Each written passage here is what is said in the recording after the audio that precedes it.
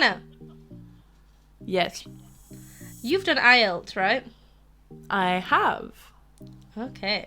Have you ever done a TOEFL exam? No. I honestly thought, because when I was applying to university in the UK, I had to do one of the two. Or those were the only ones that were like semi-accessible to me. IELTS or TOEFL. And in Finnish, torveli means like a slipper, so I never liked TOEFL because it sounds like slipper in Finland.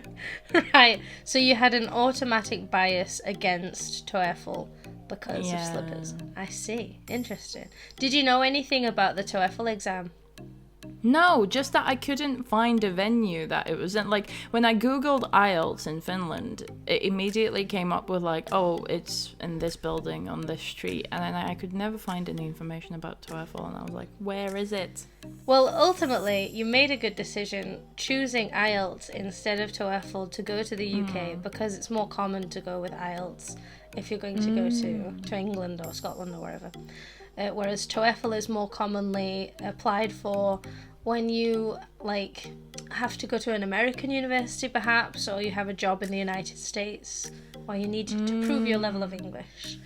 There are some enormous differences between IELTS and TOEFL, so I was curious if you knew anything about them. But if you don't, then I think the main difference is that TOEFL is completely online. Oh, Yeah, they have some venues because you can't do the exam in your house because you can cheat. So you have to go to a venue. you have to go to an exam place, Yeah. but you have an online exam, so you don't even speak to anybody.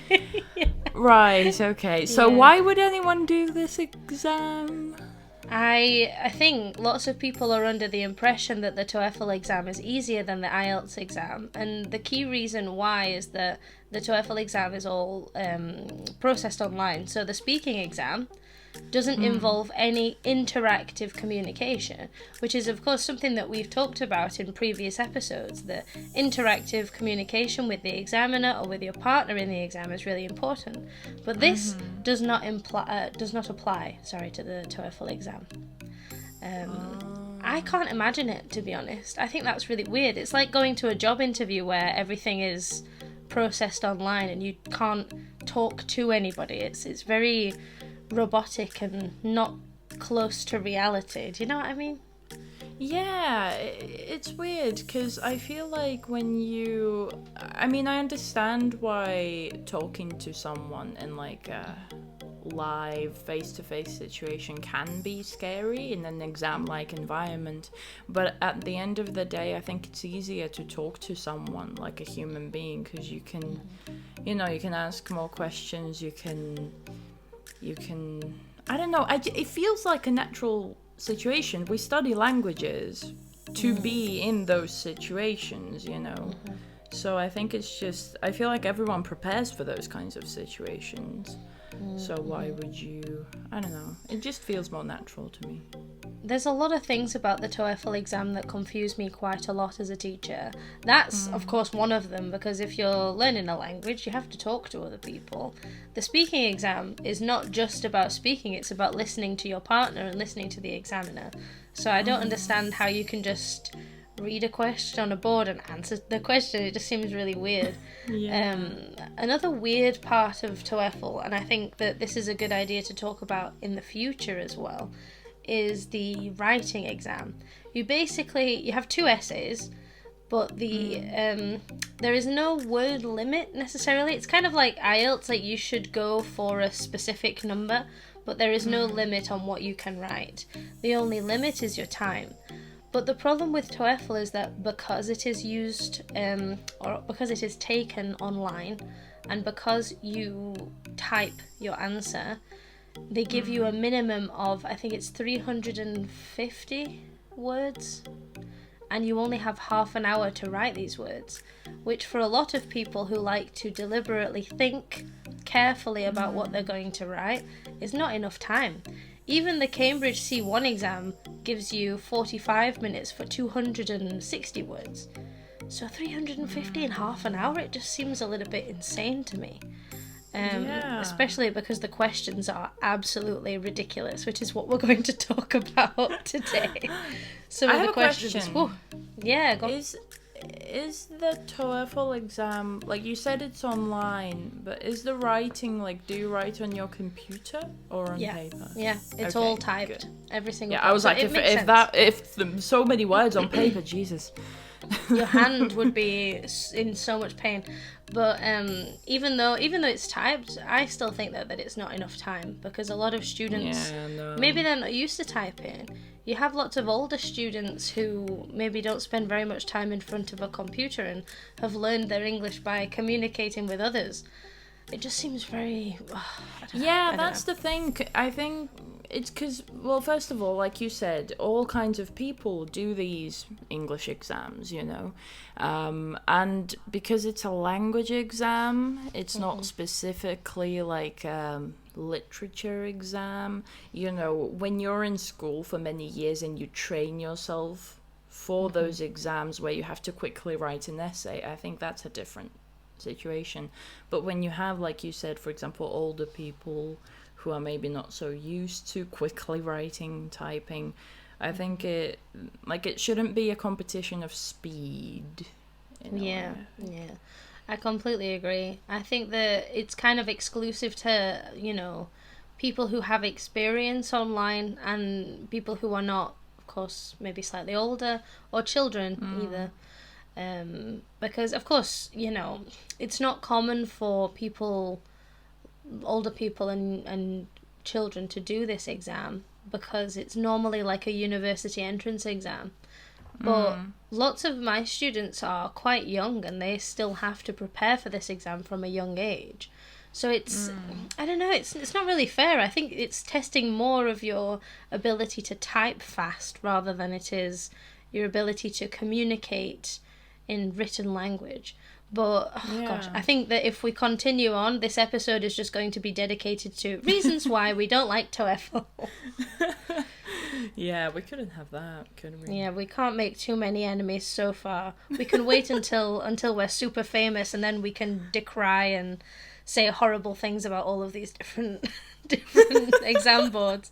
But and also maybe some Patreons of ours will get some rants about this. You know, it's interesting that you should mention a Patreon, Anna, because I believe I may have accidentally stumbled across the launch button, and we have already launched our Patreon, believe it or not. Ooh la la. Ooh, so would you look at that? So of course, for now, as a starting podcast, we'd like to dedicate more time to patrons. Our Patreon is pretty nice. We're not like all the other exam boards where we charge you lots and lots of money for very basic information. Yet. We have only...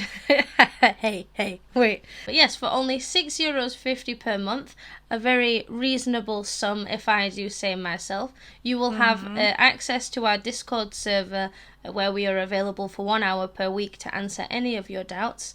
It may be more in the future, but considering we don't have any patrons at the moment, I think it would be better to limit it to 1 hour. You will also have the ability to choose what we should talk about in future episodes, be it grammar, exam preparation, or vocabulary practice. And of course, you will have some exclusive access to some useful tips and videos to help you with any English-related problems you may have in the future. So don't hesitate to get over to Patreon and subscribe to us.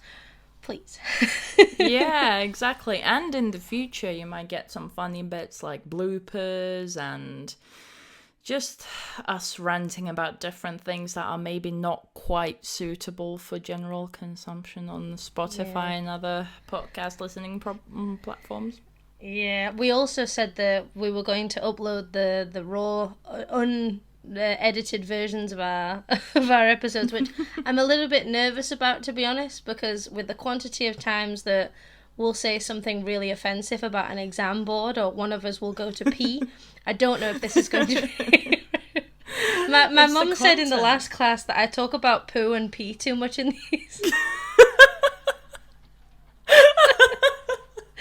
And I was like, that's Mom, you part can't of say your that. image. That's part of your building yourself an It's image. who I am. It's my IP. It's your brand. You're the bad cop who pees and poos. Yes, it's exactly the image I was going for. Thank you for noticing, Mum. But yes, so right now we don't really have very much on this website itself, but as people start to join, we'll start to post all of our favourite tips and rants for you all. So please get yourselves over there if that is useful for you. Mm-hmm. I hate advertising our stuff, Hannah. It makes me nervous every time. I love it. This is why I study media and communication at university. Yeah. Well, if you study media and communication, why did you let me just do a terrible job on that plug? Because it was more entertaining that way. Do you think that there is a form of like convincing people that you're actually, quite interesting by doing a terrible job advertising for this particular service? Well, yeah. It's like a unique selling point, no? If I don't explain anything properly. Yeah, I mean, people will be like, what is this? And they'll have to click on it. Yeah. So the link is, by the way, you can find it. Follow us on Instagram, people. The link will be there as well. Mm-hmm, you can find everything on our link tree on Instagram. Like too many things. Way too many things. But anyways, we are far, far off topic. We have talked for way too long. And I'd like to talk about the TOEFL speaking exam now, just to offer some important nuggets of advice for the independent answers to questions. Anna, I don't know if you knew this, but one part of the speaking exam for TOEFL is a very vague and difficult question where you have 15 seconds to prepare and 45 seconds to answer the question. So, goodness gracious. For example, one of the questions might be, describe one of the best moments in your life. I can describe the lack of good moments in my life in 15 seconds. I don't even need the remaining 45 seconds. I can just tell you in 2 seconds how awful everything is. No, but that is ridiculous. That is ridiculous. Like 15 seconds. I couldn't even think of a good moment in 15 seconds. Exactly. Anna, what should our blessed students do if they are faced with a difficult description question? Well, first of all, I personally think you should remember that you can absolutely lie in these exams. It does not have to be a moment from your life, it doesn't have to be reality. The examiner does not care about you or your life. They care about how you can speak the language, how you can speak English. So you can absolutely come up with a situation if you want to. I remember I had a really funny class with a student recently where I asked them this question, and she gave me like the plot of a movie that was just absolutely ridiculous. Like she saved her husband's life, against like some murderer or something like this, and it was just so funny to listen to her. Yeah, it was really, really funny. And I just thought, like the examiner's not searching for truth. They are searching for somebody who can express themselves very well. So maybe this example is a little bit extravagant, but if you want to take inspiration from other people, that's absolutely fine. There has even been situations in the past where students have not been able to answer questions. So, for example, I remember one of my students got a question that was like, explain a time where you worked in a difficult situation or a stressful situation at work. And my students have never been at work. Like, they are very young, perhaps, or maybe they haven't had a job before. In those situations, what should you do? Lie. I like how your immediate go-to is lie. Yeah, absolutely. That is definitely a good one. It could be a little bit harder to lie, maybe to think of a good lie in that situation. But what you can also do is say, well, as I am a student, I've never worked before, but I can tell you about my family member who had a really stressful situation last week, because you may not have a satisfying answer to the question.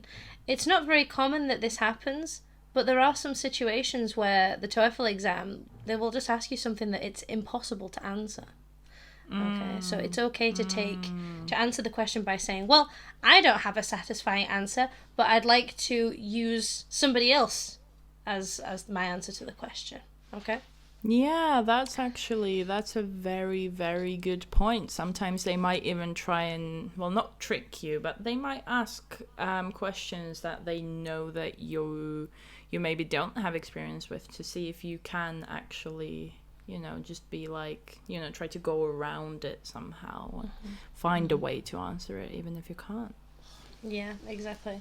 Lots of my students enjoy living a double life and lying so much in these exams, and I think that's great because it helps you with your creativity. You can practice being very flexible, but sometimes you can get caught in your spiral of lies, so try to be careful to keep your lies very clear in your mind.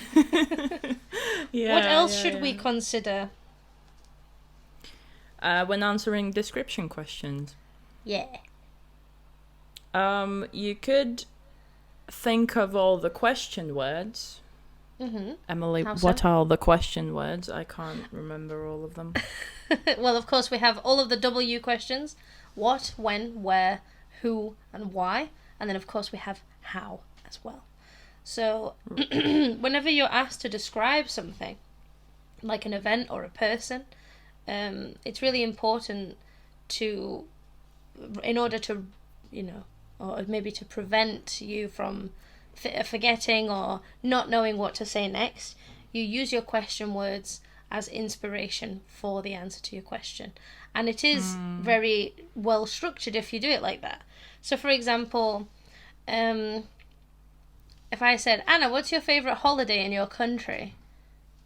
Going through all the question words, I would think of what. For example, midsummer, which is a big cultural holiday here in Finland. When it's celebrated, usually it's the last weekend of June. So when the day is the longest and the night is the shortest. Where? Well, on a larger scale, it's celebrated in the Nordic countries, and usually in Finland, everyone goes to their summer cottage for midsummer. Who? Usually people celebrate it with their friends. Some people celebrate it with their family, but it's a holiday for everyone. So, because it's not religious, it's not related to a certain group of people, it's for everyone. And usually you celebrate it with friends. How? Well, usually you have a barbecue and you stay up all night, just basically watching the white night, how it doesn't get dark at all. Okay, so did you notice how, like, you were answering each question individually, all of those together would have been the ideal answer to that question? The only thing it was missing was something maybe a little bit more personal. The why question, though, we can always put a little bit more emphasis on that. And I always think that that's really important, because they always say a thing like, describe your best friend, describe your favourite cultural holiday, describe something that is personal to you. So in the first part, when you're answering all these question words, what, when, where, who, make sure you include a personal touch. Maybe you talk about who you go to or who you enjoy midsummer with, which is just a little bit more personal. Yeah, and maybe at the end I could go, for example, I personally, and then I tell, a specific part of how I celebrate midsummer. For example, I actually celebrate it with my family, and we always go fishing. There's a lot of fish, for example, in the middle of, for some reason, not for example, for some reason, in the middle of the night in the ocean. Right. So. And then you can say, right at the end, why it's so important to you, why it is your favourite. Okay, so you're giving me all of the information that I need to know that I asked you about in this question. So it's just a nice, satisfying end to your answer. You've given me all of these details, and right at the end you say, well, it's my favourite because I always enjoy spending time with my family, or something like this. Okay? So it's pretty straightforward. Would you like to practice one, Anna? I know you want to. Okay, I'll ask you. Oh no, damn it. I really want to ask. So, describe a moment when you felt the proudest in your life. And try to pretend like you're not a sad sack of regret. Is that a part of the question? You're mean. You're mean, but you're right. Damn it. Right, okay. Alright. I'm ready. I can do this. So. Sorry, I'm fine. So, I think the moment where I felt proudest in my life was the day that my brother had his first child. So I am now an aunt. And I'm very, very proud of that, but I'm more proud of my brother. This happened only a few months ago in April, and it was really, really late at night. I remember my brother had stayed awake all night at the hospital waiting for his wife to have the baby. I was waiting with my parents, and I was waiting. My grandmother had come in as well to sit with us and talk for the course of the time that we were in the hospital. And in the end, the pregnancy was a complete success. The birth, was a complete success. And she had the child. And my brother was crying all night. This was the moment where I felt the proudest, because I felt proud of our family. And I felt proud of my brother very, very much, because I could see just how happy he was. Right. That was a very, very good answer, Emily. I have a few things to criticize, first of all. Go ahead. Only a few. I mean, Yes. 4 months. It's been 4 months, It's only a few. And also, you are showing a lot of, empathy, Yeah, don't being like proud for your brother. The world is a cold place. You're not gonna get, you're not gonna get far in life with that sort of attitude. You sound like me talking to my students, time for realism.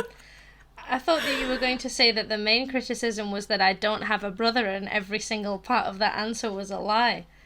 No, but I've been advocating for lying this entire time. It's my thing, True, bro. true. I love You are that. a big fan. I'm a big fan of big lies. Yeah, to be honest with you, in that answer I was getting a little bit like, oh my god, what if I forget what to say next? That's the difficulty with lying. What if I isn't it? actually get a brother? I manifest myself a brother. I talked about him too much, now he's alive. But yeah, you have to be careful with your lies. It can be something that is hard to bring up details about. Even for me as a native, I was struggling a little bit there. So I always think it's good to take your answers from reality. But in that answer to the question, even the things, I didn't specifically say, what was it? It was a birth. When was it? It was here. I added these details very subtly throughout my answer. So I said in the hospital, very briefly, to show that that's where we were. And I said that I was waiting with my parents and with my grandmother. And that was who I was with at the time. Okay? Of course, the emphasis on why, I think, is the most important thing. It's okay to say, I feel like I was proud because this. That's okay. But all of these details, if you can put them in some way, they will just help you add more detail, add more grammar and vocabulary to the answer to your question. So, that's description questions. And to be honest, Anna, I think that that's probably the best that we can do for this episode. I don't want to add lots of more information, but I think that the TOEFL exam is very, very complex in the sense that there are various types of questions, and I think it would be a good idea to talk about more of these in the future. What do you think? Yeah, definitely, especially if the people want it, if people are actually curious. And I think people are, I think exams are one of the most difficult and nerve-wracking parts of learning a language if you need to do one. So it's good to give advice. Absolutely. And I think it's important to remind our lovely, lovely students that the TOEFL exam is not a very realistic exam in comparison to reality, the conversations that we have with other people.